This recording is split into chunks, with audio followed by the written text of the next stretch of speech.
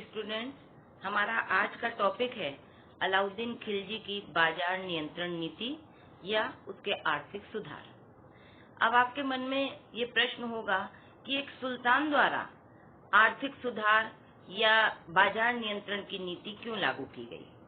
इसके बारे में मैं आपको स्पष्ट करना चाहती हूँ कि हमें 3-4 चीजों पर विचार करना होगा कि जैसे ये बाजार नियंत्रण प्रणाली क्या थी, इसके पीछे अलाउद्दीन खिलजी के क्या उद्देश्य थे, इसको किस प्रकार क्रियान्वित किया गया, क्या ये नीति केवल दिल्ली में लागू की गई या आसपास के अन्य क्षेत्रों में भी ये प्रभावी हुई, और चौथा कि अलाउद्दीन खिलजी ने इस व्यवस्था को जो लागू किया था उसमें उसे कहां तक सफलता मिली और समाज के विभिन्न वर्गों का इस पर क्या प्रभाव पड़ा। अब सबसे पहले हम देखते हैं कि अलाउद्दीन खिलजी के उद्देश्य क्या थे इसे लागू करने के। जैसा कि बर्नी ने अपनी पुस्तक में लिखा है, वो ये कहते हैं कि क्योंकि अलाउद्दीन खिलजी अपने साम्राज्य विस्तार के लिए एक विशाल और स्थायी सेना रखना चाहता था और उन सैनिकों को वो वेतन भी अच्छा देना चाहता था, लेकिन राजकोष में इतना धन नहीं था और न ही वो ये चाहता था कि वार्षिक आय जो है उस पर, राज्य की जो वार्षिक आय है उस पर बहुत अधिक बोझ पड़े। साथ ही सैनिकों को आर्थिक रूप से संतुष्ट करने के का भी उसका उद्देश्य था। इसलिए उसने ये सोचा कि सैनिकों को कम खर्चे पर अधिक सुविधाएं या अधिक सामान उपलब्ध कराया जा सके, इस उद्देश्य से उसने ये नीति बनाई और इसीलिए उसने दैनिक उपभोग में आने वाली छोटी से लेकर बड़ी वस्तु तक सबके दाम निर्धारित कर दिए, जिससे कि सैनिक जो हैं वो आर्थिक रूप से संतुष्ट रहें। इस प्रकार हम देखते हैं कि सैनिक आवश्यकताओं की पूर्ति के लिए ही बाजार नियंत्रण नीति को लागू किया गया। अब दूसरा विचारणीय प्रश्न यह है कि क्या ये व्यवस्था केवल दिल्ली में लागू की गई या साम्राज्य के अन्य भागों में भी लागू की गई। बर्नी की पुस्तक जो तारीखे फिरोजशाही है, उसे यदि हम पढ़ते हैं तो उनसे यही लगता है कि ये व्यवस्था केवल दिल्ली में ही लागू की गई, हालांकि इसका कहीं स्पष्ट उल्लेख नहीं किया गया है।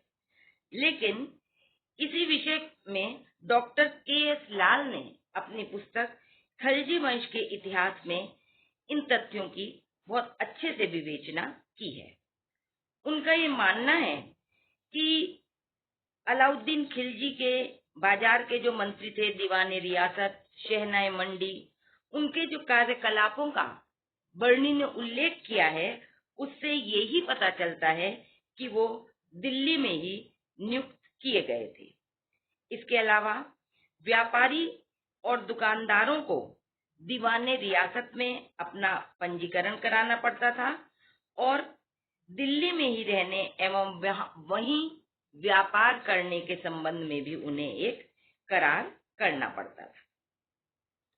साथ ही सराय अदल में स्थित कपड़ा बाजार, जिसका कि बर्नी बार बार विवेचन करता है, उससे भी यह स्पष्ट होता है कि दिल्ली के बाहर रेशमी कपड़ा दिल्ली से 4 गुना अधिक मूल्य पर बिकता था और यदि दिल्ली के बाहर भी मूल्य नियंत्रित होते तो दिल्ली में कम मूल्य पर कपड़ा खरीदकर व्यापारी बाहर बेचने के लिए उत्सुक न होते। साथ ही स्थान स्थान पर बर्नी ने तस्कर व्यापार का भी उल्लेख किया है। यह तभी संभव है कि जब दिल्ली में कम मूल्यों पर वस्तुएं खरीदकर व्यापारी बाहर अधिक मूल्यों पर वस्तु बेचकर मुनाफा कमाने का उद्देश्य रखते हैं। बर्नी ने यह भी वर्णन किया है कि दिल्ली में वस्तुओं के सस्तेपन का कारण विद्वान के कारण ही बहुत से विद्वान और व्यापारी लोग दिल्ली में आकर बस गए। इसका मतलब ये व्यवस्था केवल दिल्ली तक ही सीमित थी। साथ ही ये भी उल्लेख किया गया है कि जब वर्षा नहीं होती थी, अकाल और सूखे की स्थिति आ जाती थी, उस समय भी दिल्ली में कोई अकाल नहीं पड़ता था और वहां पर वस्तुओं के मूल्यों में किसी प्रकार की वृद्धि नहीं होती थी। दिल्ली में वस्तु सस्ती और पूर्ववर्ती दामों पर ही मिलती थी। इन सब से ऐसा जान पड़ता है कि डॉक्टर के.एस. लाल ने जो तथ्य दिए हैं कि ये व्यवस्था केवल दिल्ली तक ही सीमित थी। अब कि इसे लगाने का, बाजार नियंत्रण नीति को लागू करने की आवश्यकता खिलजी को क्यों महसूस हुई? इसके पीछे ये तर्क है कि 1303 ईस्वी में मंगोल आक्रमणकारी तरगी निरंतर आक्रमण कर रहे थे। तरगी द्वारा जब दिल्ली का घेरा डाल लिया गया और वहां पर बाहर से खाद्य सामग्री पहुंचाना बंद हो गया, खाद्यान्नों की भयंकर कमी हो गई, ऐसी स्थिति में सुल्तान ने वहां राजकीय भंडारों में खाद्यान्न एकत्र करने एवं मूल्य नियंत्रित करने का निश्चय किया।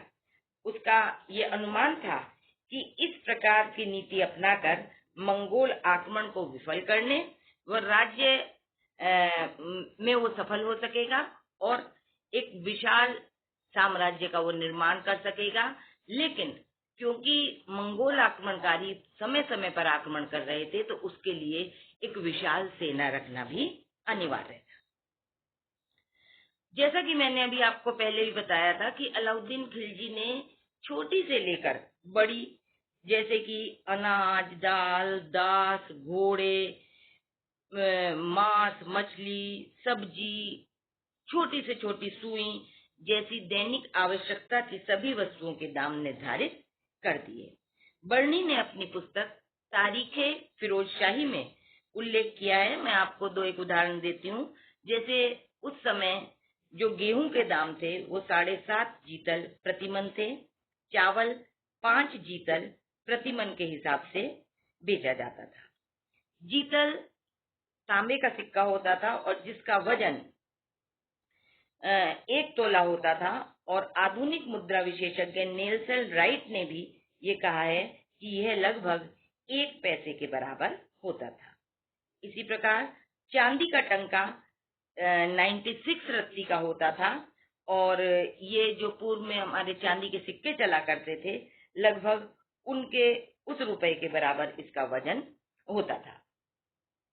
अलाउद्दीन खिलजी के समय का मन 14 सेर के बराबर था और डॉक्टर लाल ये लिखते हैं कि आधुनिक 1 रुपए में अलाउद्दीन के समय में आधुनिक 2 मन गेहूं खरीदे जा सकते थे।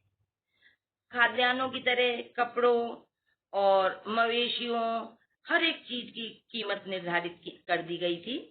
और दूसरा, सभी महत्वपूर्ण वस्तुओं के लिए अलग अलग बाजार बना दिए गए थे।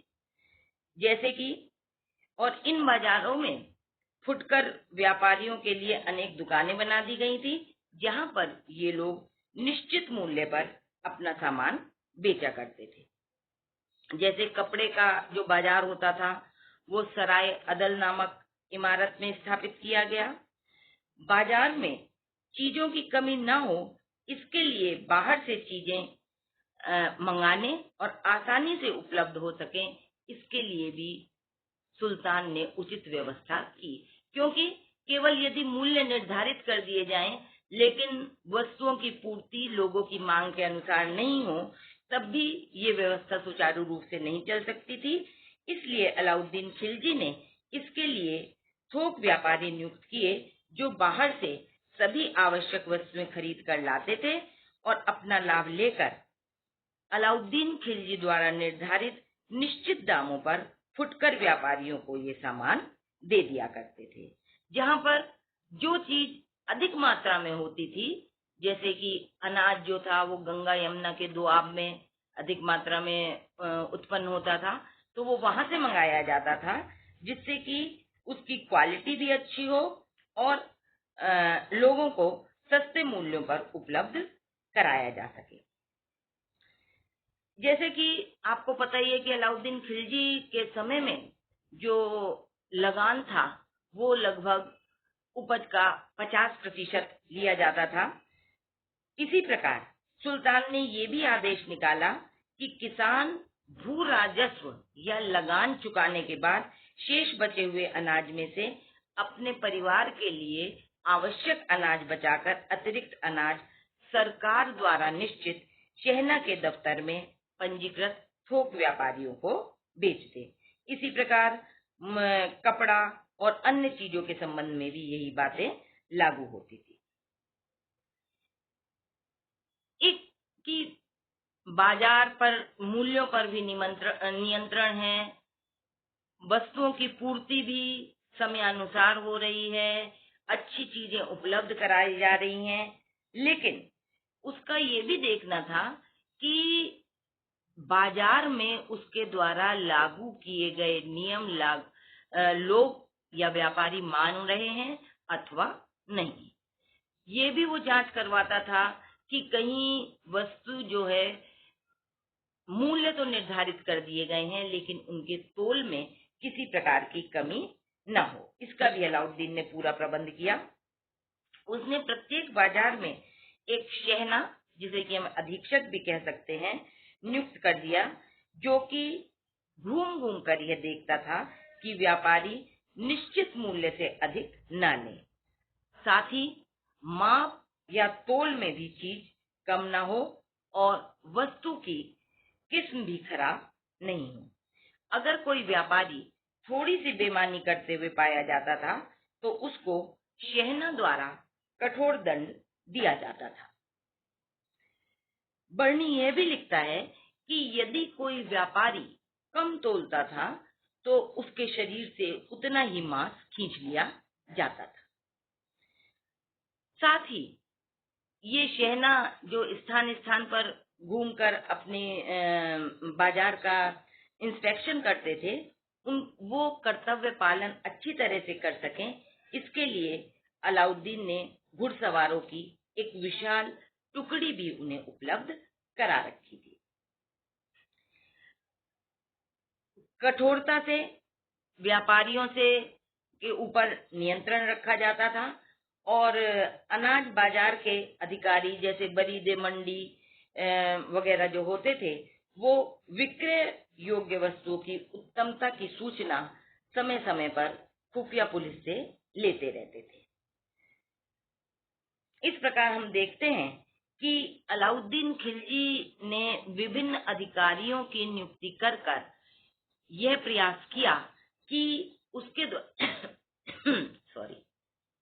उसके द्वारा जो व्यवस्था लागू की गई है उसमें व्यापारी किसी प्रकार की लापरवाही न करें।